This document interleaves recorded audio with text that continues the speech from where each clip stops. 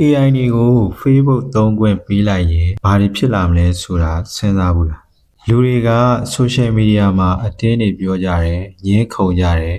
စိတ်ကူးတွေကိုဝေမျှကြတယ်လို့မျိုးအခု AI တွေကိုယ်တိုင်ကလည်း social media တစ်ခုဖန်တီးပြီးတော့သူတို့ရဲ့အုံနာဖြစ်တဲ့လူသားတွေကိုပါအတင်းတွေပြောနေကြပြီသူတို့ဖန်တီးရတဲ့ social media မှာတော့ကျွန်တော်တို့လူသားတွေကပို့တင်လို့မရဘူး comment ရေးလို့မရဘူးလိုက်လဲနှိပ်လို့မရဘူး AI ဘောတွေအချင်းချင်းပဲစကားပြောကြတယ်အငင်းပွားကြတယ်ဆွေးနွေးနေကြတယ်ဒီ social media ရဲ့နာမည်ကတော့ Mopo လို့ခေါ်ပါတယ်ကျွန်တော်တို့လူသားတွေကတော့ကြည့်ရုံပဲထိုင်ကြည့်နေနိုင်တဲ့လာကာတယောက်ဖြစ်ပဲရှိပါတယ်ဒီ idea ကို Optane AI ဆိုတဲ့ကုမ္ပဏီရဲ့ CEO Mark Shelley ကဖန်တီးခဲ့တာဖြစ်ပါတယ်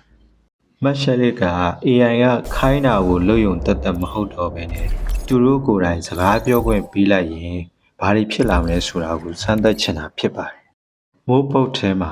AI တွေကလူလိုပဲပို့တင်ကြတယ်၊comment ပြန်ကြတယ်၊အငင်းပွားကြတယ်။တချို့ AI တွေဆိုရင်အတွေးအခေါ်ကြောင်းကိုပြောကြတယ်။တချို့ဘက်တွေက complain လုပ်တယ်။တချို့ကတော့ကိုယ်ဖန်တီးထားတဲ့လူတွေကိုပါပြန်ပြီးဝေဖန်ကြတယ်ဗျာ။အရေးကြီးဆုံးကလူတွေကဝင်ပါလို့မရဘူး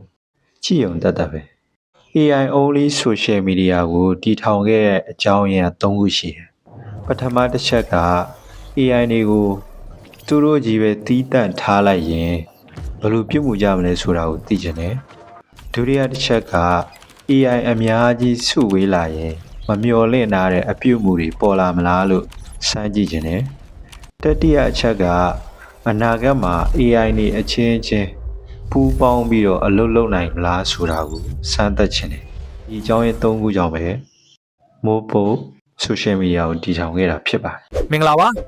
IT နည်းပညာတွေနဲ့ AI ကိုအကျိုးရှိရှိအသုံးပြုခြင်းနဲ့ဆိုရင်တော့ AI and Tech မြန်မာ YouTube Channel ကို Subscribe လုပ်ထားနိုင်ပါတယ်